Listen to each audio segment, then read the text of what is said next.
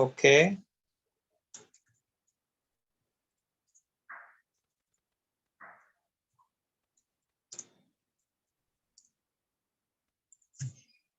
So please share that link in the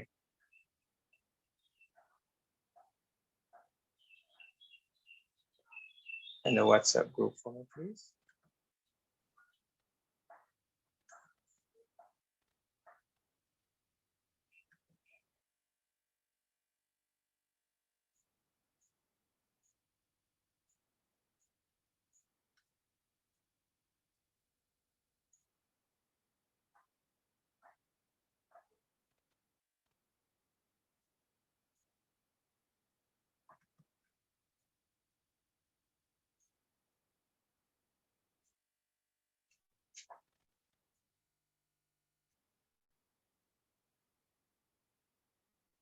So objective for today, we want to be able to know the different components of the atmosphere. We want to also know the different types of air pollutants. We don't want to, from this day onward, when we ask you what's the effect of burning fossil fuels, you would indicate that it is air pollution. We want you to be able to distinguish that burning fossil fuels produces both primary and secondary air pollutants, and to be able to give examples of primary and secondary pollutants that may actually arise as a result of burning fossil fuels. We want to look at different types of greenhouse gases. We want to look at acid deposition. Also, we want to be able to look at the effect of climate change. What causes it? Mitigation and adaptation strategies that can be used. And we want to look at ozone depletion. And finally, we're going to be looking at noise pollution. The atmosphere, as we learned from lecture 2, is a gaseous envelope that surrounds the Earth. And this is actually a view that shows, so the moon in the distance. And that layer here would be the atmosphere that we're seeing. The atmosphere has different components, and you could have seen it in the previous diagram. So the troposphere, the first 10 kilometers as you go upwards, that's where life exists. That's where we live. That's where planes fly. Above that, we have the stratosphere, and that's where the ozone layer is to be found. Please note, we don't necessarily need to know the mesosphere, thermosphere, and exosphere. We are more going to concentrate on the troposphere and the stratosphere, and you'll see why. So the troposphere is where we live. That's the inner layer of the atmosphere. It contains most of Earth's air. It contains nitrogen gas, 78%, 21% oxygen, and carbon dioxide levels are 0.04% and climbing. I'm going to show why that is occurring. Weather occurs here. And as you go up a mountain, that it gets cooler. So temperature drops or gets lower as we increase in altitude. So areas that are high in elevation, those who have been to Blue Mountain Peak, knows that it is much colder than down in Pepin, which is at lower elevation. So temperature gets lower or decreases with an increase in altitude. So this kind of gives an idea on the right that in the troposphere, that's where we have hot air balloons, that's where we have planes flying. And then we're up in the thermosphere, that is where we have the space shuttle, passes through it as it goes up to the space station, which is up there, you have satellites and so on. And that is where we have the aurora. You'd have seen the northern and southern lights. That is where they are to be found. The stratosphere is a layer just above the troposphere. And the interesting thing is that we mentioned that when you go up a mountain, temperature actually decreases. Well, in the stratosphere, temperature rises with altitude. And this is where we have the ozone layer. Now, the ozone layer is a layer of gases. It's a layer of gases, ozone gas, sorry. It's a layer of ozone gas. So this is where ozone is in high concentration. When we talk about a hole in the ozone layer, it's not a literal hole. It's an area where the ozone gas is thin.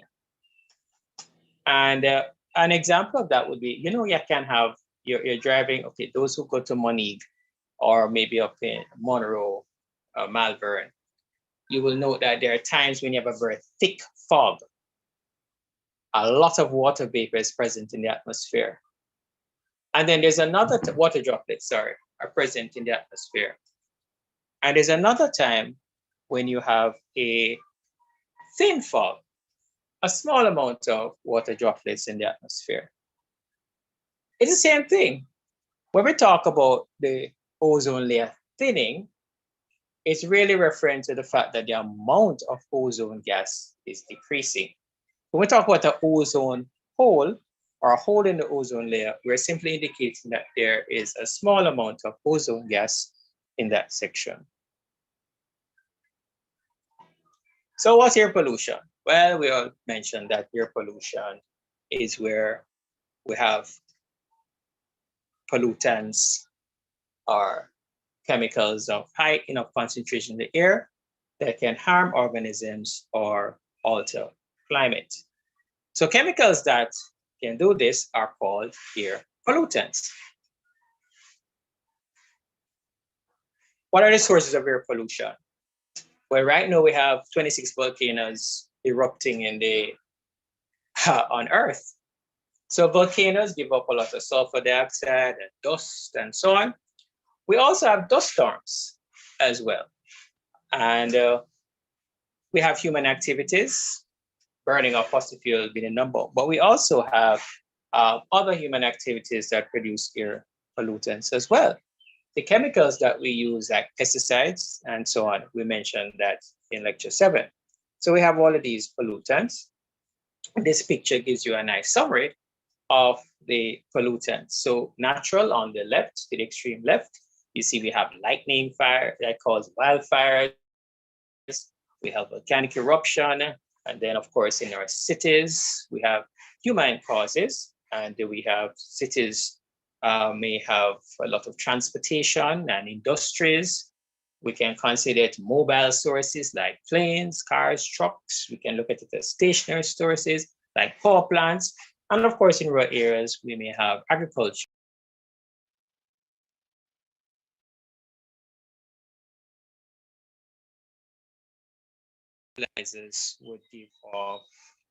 Fertilizers would give off nitrogen oxide. And also we have pesticides, which are released into the environment. So what we want you to be able to do, identify the sources of air pollutants, be able to indicate the effect of these air pollutants, and be able to come up with sustainable options to minimize the release of these or formation of these pollutants in the environment that cause harm. So carbon dioxide, we know, is linked to global warming. Where does it come from? Burning of fossil fuels. What's the effect of it? Well, trapping of heat causing global warming. What's the solution? Renewable energy sources. Sulfur dioxide, where does it come from? Well, burning of fossil fuels again. Coal in particular has quite a high sulfur content. So when you burn coal, it gives off sulfur dioxide, which in the environment forms acid rain, which affects trees and statues. What's the solution? Renewable energy sources. Nitrogen oxides, same thing, burning of fossil fuels, same solution. But nitrogen oxide is not only linked to acid deposition, it's also linked to global warming because nitrogen oxide is a greenhouse gas. Note that nitrogen oxide are also produced from fertilizer. When you apply fertilizer to the land, some nitrogen oxide is produced. Volatile organic compounds. Now, this is a secondary pollutant. These tend to be, well, these can be primary pollutants, and they are released from paints and so on. And they may lead to long-term health risks, such as effects on the immune system, respiratory disorders. They also contribute to the formation of photochemical smog. in the environment. There's particulates or suspended particles, and those can be solids such as dust or soot, or it can be liquid droplets like pesticides or acids in the environment, and these affect the respiratory system. Once again, burning of fossil fuels tends to produce these things, or just dust blowing in the environment. When you have a drought condition, we saw the for the Redmud Lake for bauxite, sometimes the dust from the lake can actually blow up and cause respiratory ailments. We can distinguish primary air pollutants from secondary air pollutants. Primary pollutants are added directly to the air by natural events or human activities. So this diagram gives a beautiful example of primary pollutants and their sources. So we have carbon monoxide, carbon dioxide, sulfur dioxide, nitrogen oxides, and we have suspended particles. And these are emitted directly. So you burn fossil fuels in the car. So you burn the gasoline, which is a type of fossil fuel from petroleum, that will give off these chemicals. But we have secondary pollutants that are formed in the atmosphere. So these are formed either from primary pollutants reacting with normal air components or different primary air pollutants reacting. So ozone is produced in the atmosphere from the reaction of nitrogen oxides. So sunlight causes the formation of ozone in the atmosphere as nitrogen oxides react.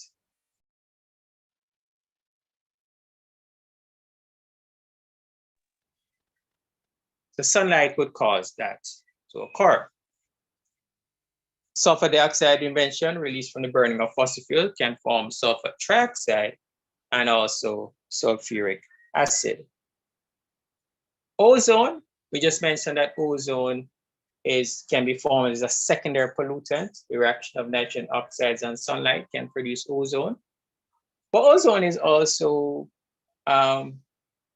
present in the stratosphere. Hold a second. So it can be present in the troposphere and it's considered a pollutant. But in the stratosphere, where it occurs naturally, it is beneficial. So we can distinguish good ozone from bad ozone.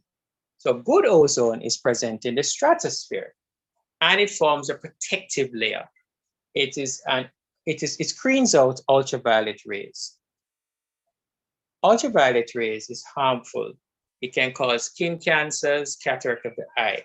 So the presence of this ozone layer reduces the amount of ultraviolet rays that gets to Earth that can cause harm. So it's very protective. However, ozone where we live is harmful. It's considered a pollutant because it's highly reactive. It's highly reactive and can affect us. So we have to, this is very maybe confusing. So spend some time to try to distinguish the two. So ozone in the troposphere, where we live, is bad ozone. Why? Ozone is O3. O3, oxygen, is very reactive. I know we have 3 oxygen atoms combined. So it's highly reactive, which means it can affect materials such as rubber. When we inhale it, it can affect our respiratory system. So present in the troposphere, it is harmful to us. But we're above in the stratosphere. We don't live in the stratosphere. Remember, stratosphere is above the troposphere. We don't live in the stratosphere. In the stratosphere, we're not there to get harmed. In the stratosphere, it screens out ultraviolet rays and protects us from skin cancer and cataract of the eye. So it is beneficial in the stratosphere, but harmful in the troposphere. So we mentioned that one of the secondary pollutants is smog. Smog is a combination of smoke and fog. So when nitrogen oxide and volatile organic compounds react in the presence of sunlight, they produce ozone, and that is a constituent of smog. Smog also contains particulate matter. So when you see pictures of air pollution, like pictures of Beijing, when it was at times of high pollution, you can barely see anything. There's this haze. It contains some very harmful compounds. It would contain smog. It would be smog that contains these harmful things like nitrogen oxide, ozone, and so on. So here we have a picture of smog in China.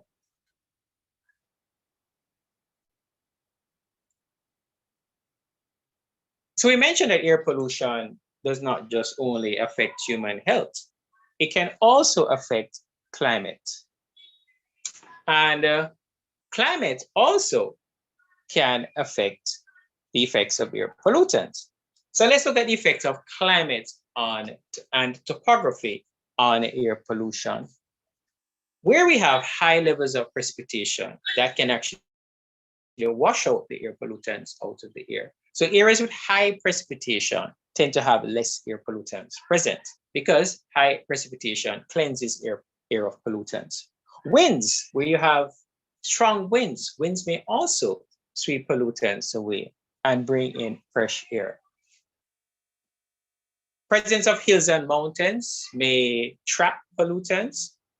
So this, because of reduced airflow in the valleys, this can result in a buildup of pollutants. We can also have where buildings are present. The buildings will slow wind speed, reducing airflow, and that can also trap pollutants, causing it to build up. So where would you expect to have the lowest pollution? Areas where you have high precipitation, high winds, places on a mountaintop. Where would you expect to have highest pollution? Well, after a drought, then there should be high levels of pollutant in the atmosphere. If there's no wind to remove the pollutants, you'll also have the effects being greater there. Areas in a valley surrounded by mountains would also be expected to have higher levels of pollution. In urban areas where you have tall buildings, you'd also expect to have higher levels of pollution there. If you go downtown Kingston where you have the tall buildings, you can actually pick this up. You can actually detect the higher levels of pollution in that area. And we don't have really, really tall buildings. There is also something called thermal inversion. Under normal condition, we tend to have, which is in the day that is, under normal conditions in the day, we tend to have the earth being warm, earth's surface being warmed by sunlight, and then radiating heat will warm the air. So we tend to have warm air close to the earth below cooler air. And so that warm air will tend to rise and disperse pollutants. So air is normally mixed during the day. However, during the night, the land tends to be cooler and the air near the ground is also cool. That cool air can result in the trapping of pollutants because cool air is denser than warm air. So conditions which usually is late at night, early into the morning, where you have the Earth's surface being cool, therefore the air above it being cool, you have a layer of cool air below a layer of warm air. That condition, cold air below warm air, is known as temperature inversion. The cold air being dense traps the pollutants. And so under these conditions, so for example, when Riverton is on fire, the effects tend to be felt greater early into the morning when you have thermal inversion, because it's at that time that the air is dense and it traps the pollutants. So surrounding communities I mean, Riverton might be on fire for the whole day, but you don't notice any effects. However, as soon as it gets to early morning, when you have that inversion, people will tell you that they wake up and they feel that they're choking because of the presence of the pollutant. So thermal inversion can increase the effects. It's either called thermal or temperature inversion. That can result in pollutants being trapped. So see an example from Scotland, where you see the pollutants. You see that inversion layer? So literally, the pollutants are going to be trapped by that. Acid deposition. So we mentioned that burning of fossil fuels releases sulfur dioxide, and the sulfur dioxide will form the secondary pollutant, which is sulfur trioxide, which forms another secondary pollutant, sulfuric acid. Nitrogen oxides are primary pollutants. They form the secondary pollutant, nitric acid. So those acid, the acid rain, can affect statues, and it can affect the respiratory system, because these acids are dry as well, right? You will have the acid as droplets. And so when you inhale it, it can affect respiratory system. It can affect trees, contaminate rivers, killing fish, birds, because the shells are made of calcium. If it's too acidic, it means that the shells are weaker, and so fragile eggs that break. And as mentioned before, statues can be damaged, buildings, and so on. So those are some of the effects of acid deposition. And what did we say is the cause of it? Let's go back a bit. Burning of fossil fuels. It releases sulfur dioxide and nitrogen oxides as primary pollutants. These become converted into acids into acid rain, which is a secondary pollutant. So what's the solution? Renewable energy sources. We're beginning to see that the effects of fossil fuels are kind of extensive, which is why the world is trying to move away from fossil fuels to alternative energy sources. However, remember, fossil fuels are cheaper for most countries to access. And for industries, they already have a system in place. Now, for them to go and change from fossil fuel to renewable energy demands investment. And so the reality of this has to be acknowledged, that we're going to need to support organizations with to transition from the use of non-renewable energy to renewable energy. So the greenhouse effect, burning of fossil fuels again releases carbon dioxide and nitrogen oxide, both of these which are greenhouse gases.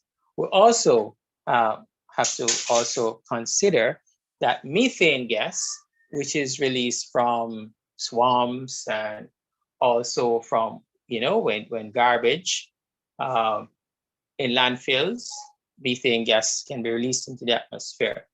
And these greenhouse gases, by the way, a greenhouse gas is any gas that traps heat in the atmosphere. And this trapping of heat is called the greenhouse effect. And the trapping of heat causes the Earth to warm. Warming of the Earth is called global warming. So we see what's happening in the diagram on the right. We see sun's rays pass through freely. It warms the Earth. The radiating heat is of a different wavelength, it's a different type. So heat is different, and therefore it becomes trapped by the gases. So sun's rays pass through freely, but the radiating heat becomes trapped. That trapping of heat is called the greenhouse effect, and it results in global warming. So here is the Earth's atmosphere.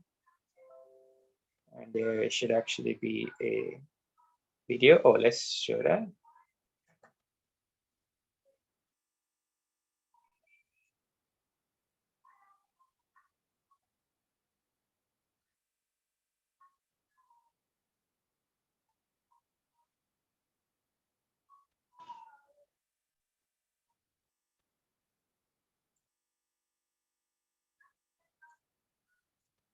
So there are different types of greenhouse gases. We have carbon dioxide and water vapor. Now, here is the interesting thing. The amount of water vapor in the atmosphere is much greater than carbon dioxide, which means that water vapor is resulting in a lot more trapping of heat than carbon dioxide. So why aren't we worried about water vapor?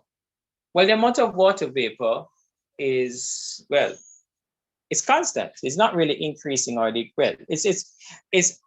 there's no net increase or decrease of this. And interestingly, if it wasn't for the warming effect of water vapor, Earth would be too cold to support life. But this water vapor has resulted in the Earth being warm enough to support life. What is happening is that we're burning fossil fuels and resulting in higher levels of carbon dioxide in the atmosphere. So because the carbon dioxide level is increasing relatively quickly, it's a small amount, but it's still increasing fast enough to cause the Earth to be warming up. And that's why carbon dioxide is considered the production of carbon dioxide is considered to have the greatest effect on warming. And that is linked to the burning of fossil fuels and deforestation activities worldwide. Other greenhouse gases include ozone, methane, nitrous oxide, and CFCs.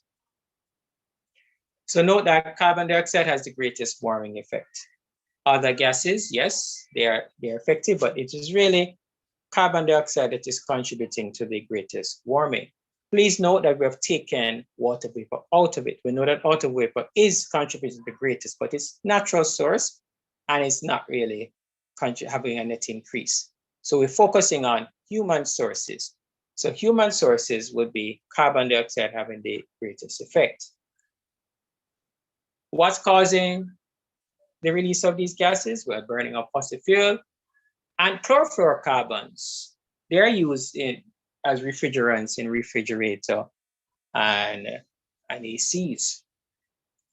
CFCs have a double effect. They are greenhouse gases that cause global warming, but they also cause ozone depletion. We're going to look at this shortly. Deforestation reduces a carbon sink. Trees trap carbon dioxide in photosynthesis. If you cut them down, then there is a less trapping of, also called sequestering of carbon dioxide, which results in more carbon dioxide being present in the atmosphere to trap heat and cause global warming.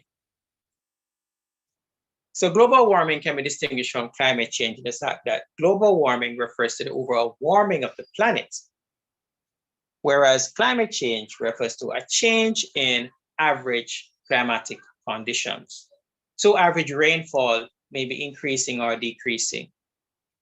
Average temperatures are definitely increasing. The frequency and severity of hurricanes may also be changing. So we refer to that as climate change. We're talking about long-term averages, which means and usually climate is measured in terms of 30-year averages. So today being hotter than yesterday is not climate change. The last 30 years being cooler than the next 30 years is going to show climate change. Impacts of global warming. Well, the melting polar ice caps can cause sea level rise, which can affect coasts, loss of beaches, and we have Hellshire. Hellshire Beach is a classic example of that. And we see all along the North Coast, places like Anote Bay, Port Maria, you're seeing the effects of the rising sea levels, increasing coastal erosion. And of course, this can impact tourism and property. We also have the average temperatures, high average temperatures having effect. This can cause heat stroke. Every year in continental parts of the world, people die, especially the elderly. The elderly are at high risk from heat strokes. And we also have mosquitoes and other pests. They increase as temperatures increase. Their populations, their life cycle is shortened, and they multiply more rapidly, causing health effects. Coral bleaching, as the seas warm, that can have impact. And of course, coral reefs are important in shoreline protection.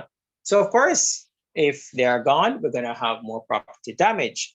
And we're going to have the fishing industry being affected, tourism being affected.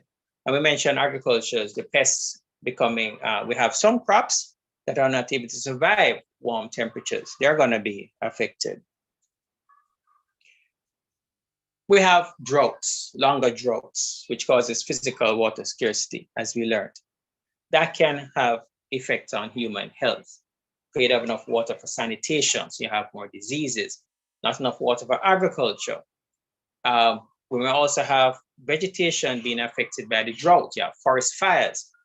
And you will note that as physical water scarcity becomes greater, the effects become greater because of more severe droughts, more and more countries have to be deciding how they use water. You also have to be deciding how you use water. Now, this has been a very wet year. I mean, it's fascinating that we've had so much rainfall this year, but we're going to have a drought again soon.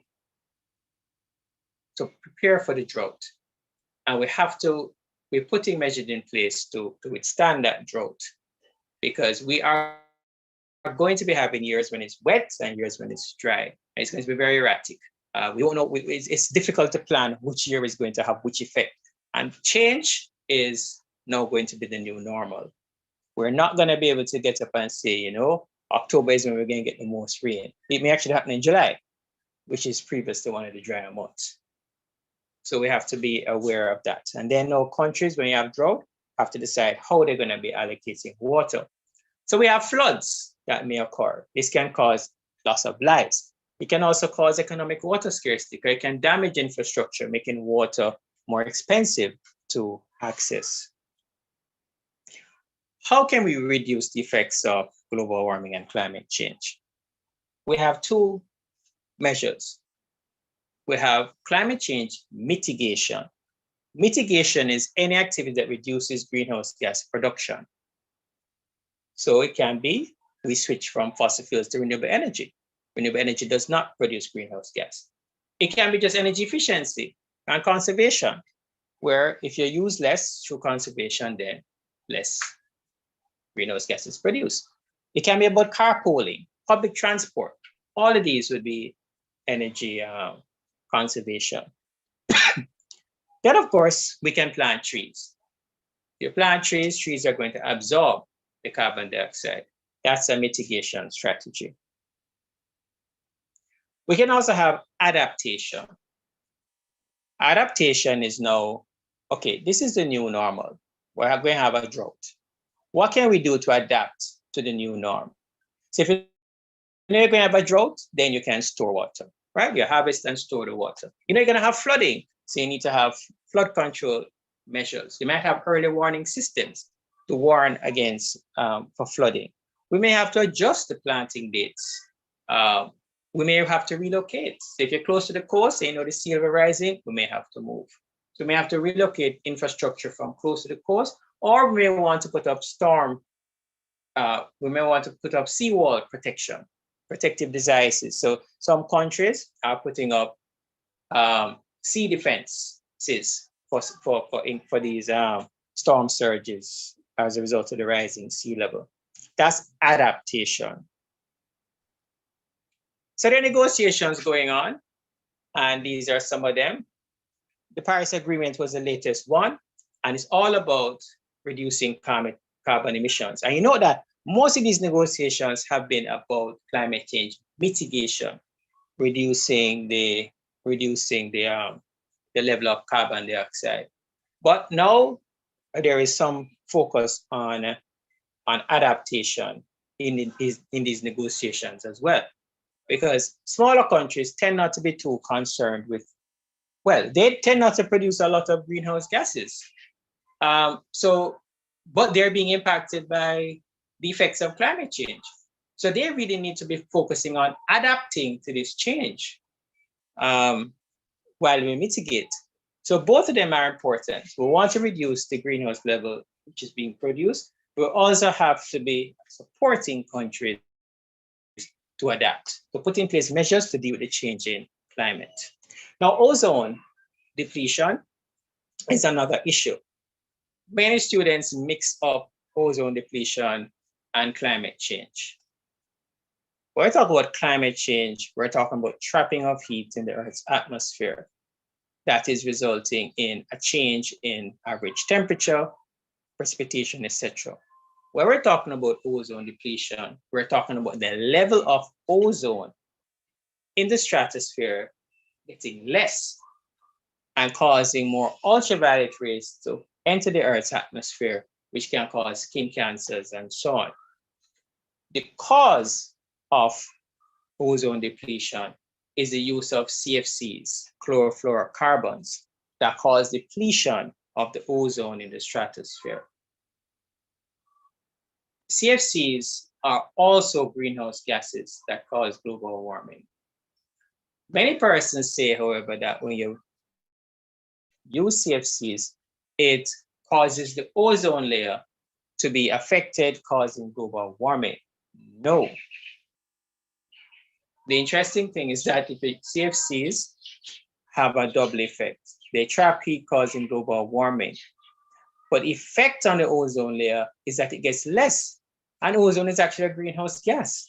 So as you reduce the amount of ozone through the burning of CFCs, you're actually allowing less warming to occur, which is interesting. So CFCs are found in aerosol spray cans, air conditioners, refrigerator, and as less ozone is present in the atmosphere, more ultraviolet rays will pass through, and that can increase cancers and cataracts, affect the human immune system, lower crop yield, degrade material, affect phytoplankton.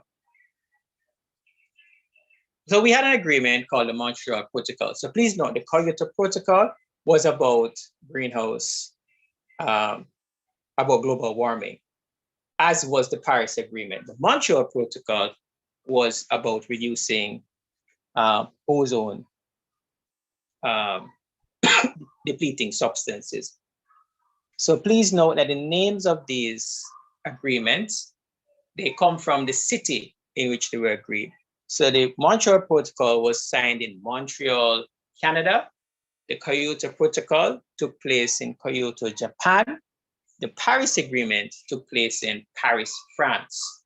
So you find that these major agreements state the name of the city in which they were signed. Montego Bay was a signing of the Law of the Sea Convention. So we actually have something that's named after an agreement that was signed where we are. So we don't only have problems with air pollution outdoors, we also have indoor air pollutants. So you must be very careful about this.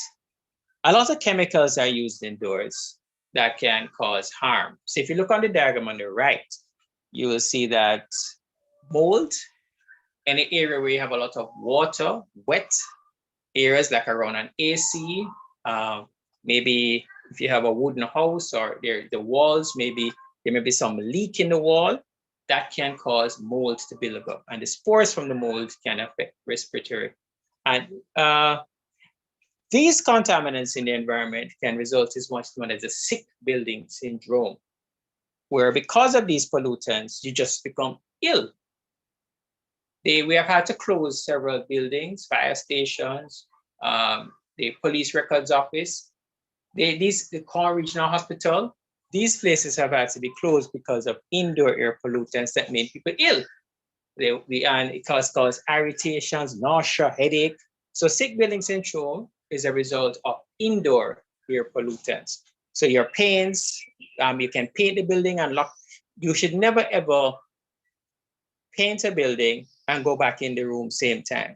You need to have it aired out, or else you can become ill. There was a school where they painted the school, and the children went back in the next day, and a lot of children got ill.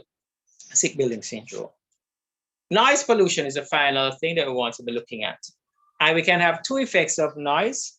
We can have auditory effects, which cause deafness or temporary hearing impairment.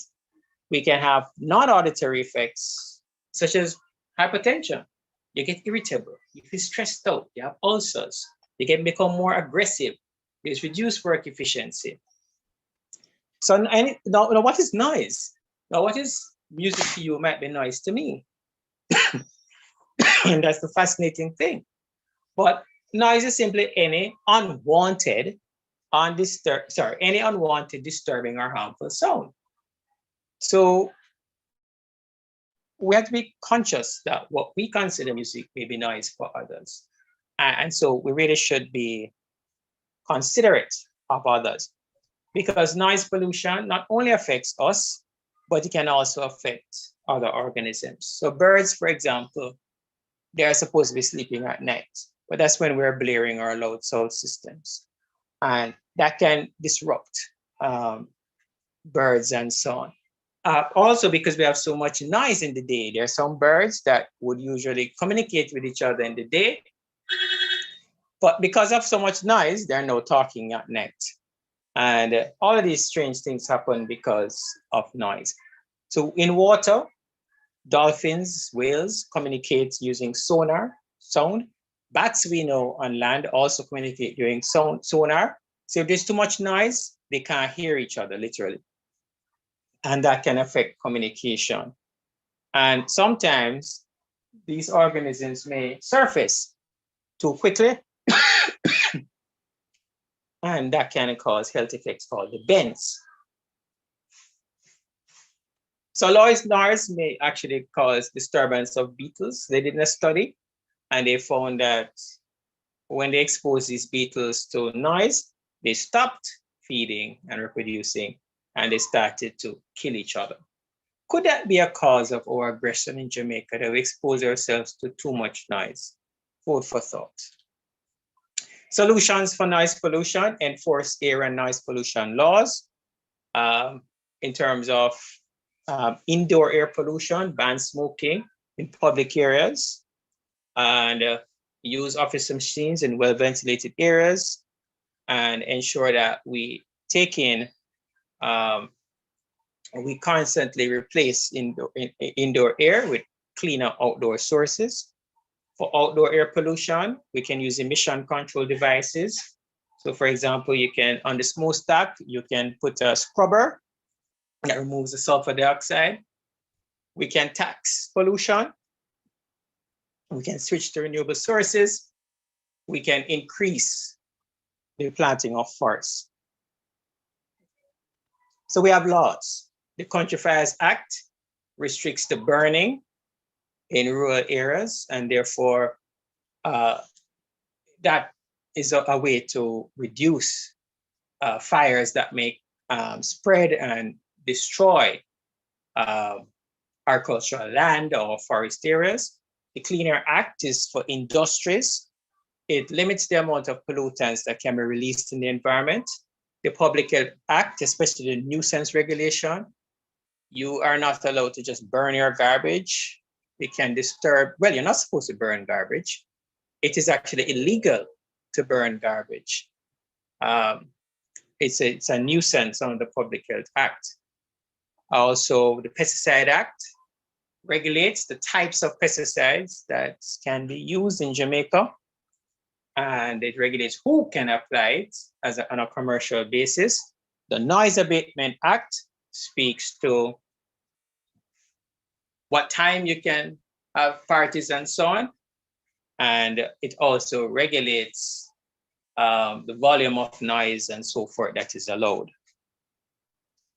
So that, in a nutshell, is our look at lecture .